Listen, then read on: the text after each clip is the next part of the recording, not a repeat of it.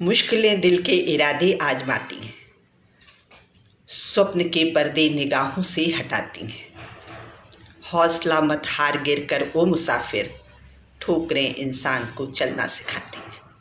नमस्कार मित्रों, मैं हूं doctor Hema Pandey, motivation speaker और आप सबके दोस्त। नवरात्रि की बहुत बहुत शुभकामनाएं, बहुत बहुत बधाई।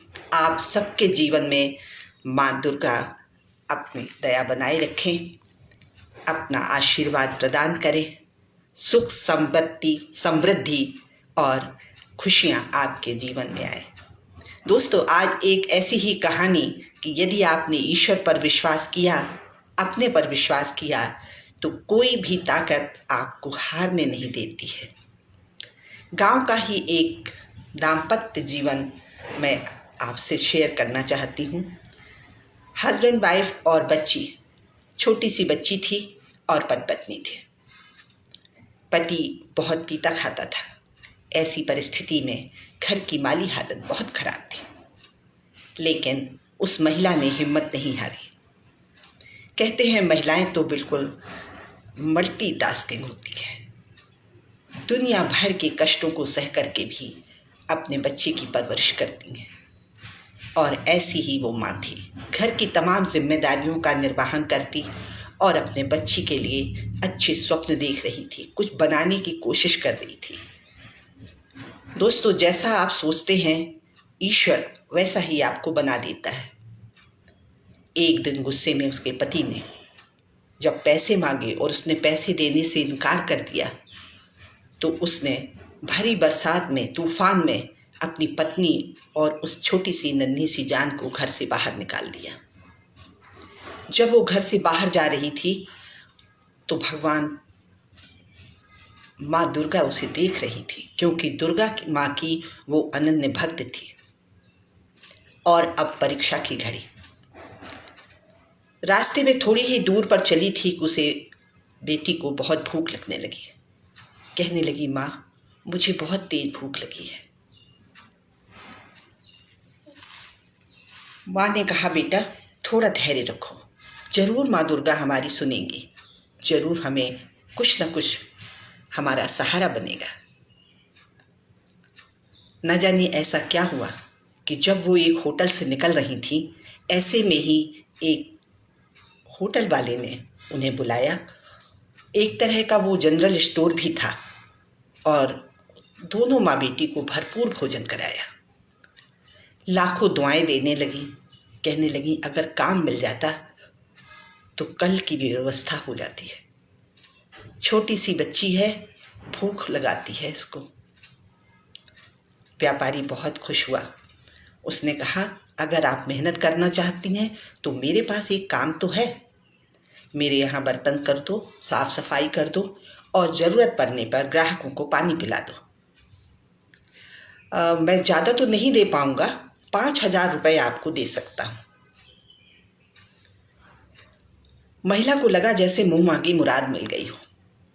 माँ को नमन किया, उनको कहा, भाई साहब यदि आप जैसे दुनिया में लोग हो जाएं तो कोई भी व्यक्ति भूखों नहीं मरेगा। और वहाँ से लेकर चली गई। एक किराए का कमरा लिया और अपनी नन्ही सी जान के साथ रोज़मर्रा का काम शुरू कर दिया। अब वो दुकान पर आती थी, बहुत अच्छे से काम करती थी और जब घर जाती थी तो उस बच्ची को पढ़ने के लिए एक स्कूल में एडमिशन करा दिया था, तो उसका होमवर्क देखती थी। समय निकलने लगा धीरे धीरे और अब वो कुछ पैसों को जमा करती थी और बाकी पैसों से अपना रोज़मर्रा का काम करती थी। दोस्तों, उसे एक काम और मिल गया और इस तरह से उसका काम भी बढ़ गया और वो बहुत मेहनत करती, देर रात मेहनत करती और धीरे धीरे बच्ची बड़ी होने लगी। बच्ची थोड़ी बड़ी हो गई तो उसने कहा, माँ अब मेरा यहाँ का इंटर ख़त्म हो गया है, अगर आप मुझे बॉम्बे भेज दें तो वहाँ पर मेरी टेक्निकल पढ़ाई अच्छी सी हो जाएगी। माँ ने कहा, बॉम्बे अकेले, ये तो बहुत मुश्किल लग रहा है और मेरा जाना तो बिल्कुल असंभव है, क्या करें। कहा, माँ आप चिंता मत करो, हॉस्टल में मेरे जैसी न जाने कितनी लड़कियाँ रहती हैं, आप मुझ पर विश्वास करो।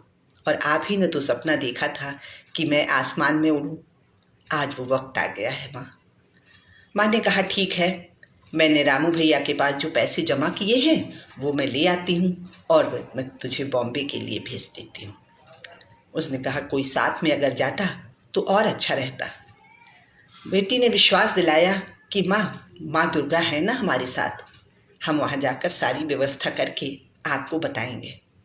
और अब हॉस्टल में पहुंचकर रोज ही नियमित रूप से वो फ़ोन करती, हाल चाल लेती और ऐसे ही समय निकलने लगा। धीरे धीरे बिटिया बड़ी हो गई। उसका 5 साल का जो कोर्स था करीबन कंप्लीट हो गया। आखिरी साल में आखिरी पर्चा वो देकर ही आई थी कि अचानक ही एक कॉल आया रमेश भाई साहब का, और रमेश भाई साहब के कॉल ने बताया कि आप बिटिया आ जाओ, क्योंकि यहाँ पर माँ की तबीयत बहुत ज़्यादा खराब है। ऐसी परिस्थिति में जब वो जा रही थी तो समझ नहीं पा रही थी कि मैं कैसे पहुँचूँ। स्टेशन पहुँची, तूफान, आंधी और ख़राब मौसम की वजह से सारी ट्रेनें रद्द होती चली जा रही थी। बहुत परेशान हो गई और बैठ गई। लेकिन अचानक ही उसे झपकी आ गई, क्योंकि रात भर की पढ़ाई और पेपर की वजह से उसको थकावट भी थी और नींद भी पूरी नहीं हुई थी। लेकिन सपने में माँ दुर्गा उसे दिखाई दी। माँ दुर्गा ने कहा, बेटी जो भी ट्रेन आए तुम उसमें चढ़ जाना, वो तुम्हें अपनी माँ से मिलवा देगी। जब वो उठी तो उसने ये देखा ही नहीं कि मेरे पास टिकट है या नहीं है। वो ट्रेन में चढ़ गई और अब ट्रेन रफ्तार लिए थी। अचानक टीटी आया। टीटी ने कहा, कहाँ टिकट निकालिए। उसने कहा, टिकट तो मेरे पास नहीं है। उन्होंने कहा, टिकट नहीं है, तुमने अपने पिता की ट्रेन समझ रखी है, चलिए उतरिए। और वो उसको उतारने लगा। लेकिन अचानक ही वहाँ उस ट्रेन का जो ड्राइवर थे वो एक महिला थी। वो आई और उन्होंने कहा टीटी से कि इनको मत उतारो, मैं इनको अपनी सीट के बगल में बिठा देती हूँ। अब चूँकि बात ड्राइवर की थी इसलिए वो टीटी भी कुछ नहीं बोला और उन्होंने अपने पास बिठा लिया। बताया कि मेरा नाम दुर्गावती है और मैं अपनी सीट के बगल में तुमको बिठा दूंगी, आओ चलो बैठते हैं। आंधी तूफान और कुछ भी दिखाई नहीं दे रहा था, लेकिन ट्रेन भागी जा रही थी, तेज रफ्तार चल रही थी। उसे आश्चर्य हो रहा था कि जब मुझे दिखाई नहीं दे रहा है तो इनको भी दिखाई नहीं दे रहा होगा, ये है हो क्या रहा है। लेकिन अचानक तभी उसे अपनी माँ की याद आई और वो आंख बंद करके स्मरण करने लगी, माँ दुर्गा, मेरी माँ को कुछ मत होने देना। ड्राइवर जो दुर्गावती थी उन्होंने कहा, चिंता मत करो बेटी, तुम्हारी माँ को कुछ नहीं होगा। और स्टेशन पे जब ट्रेन रुकी तो उन्होंने कहा, एक फूल दिया और कहा, ये फूल अपनी माँ के माथे पर लगा देना, तुम्हारी माँ को कुछ नहीं होगा। उसने फूल लिया और अपने अस्पताल पहुंच गई। अस्पताल पहुंचकर उसने देखा कि माँ की सांसें बहुत तेज तेज चल रही हैं। अचानक उसे उस फूल की याद आई। उसने वो फूल उनके मस्तक पे लगा दिया। फूल मस्तक पर लगाने के साथ ही माँ की आंखें खुल गई। माँ ने कहा, बेटी तू यहाँ? तो उसने सारी दास्तान सुनाई और तब उसे लगा कि ट्रेन, माँ दुर्गावती नाम की ड्राइवर, अचानक वो ड्राइवर कैसे अंदर आ गया जब मुझे टीटी निकाल रहा था, कैसे वो ट्रेन आई और उन्होंने कैसे फूल दिया, वो सारा कहानी उसे एक झटके में याद आई। उसने अपनी माँ से बताया कि माँ, मैं कितनी बैड लक है मेरा, कितना जब माँ मेरे सामने खड़ी थी और मैं उन्हें पहचान नहीं पाई। उन्हें दोनों ने माँ को स्मरण किया, नमन किया। अब रिजल्ट की बारी। जब उसके पास एक फ़ोन आता है और उसे बॉम्बे बुलाया जाता है। जब वो बॉम्बे जाती है तो वहाँ पर उसको विश्वविद्यालय में सर्वश्रेष्ठ स्टूडेंट का अवार्ड मिलता है।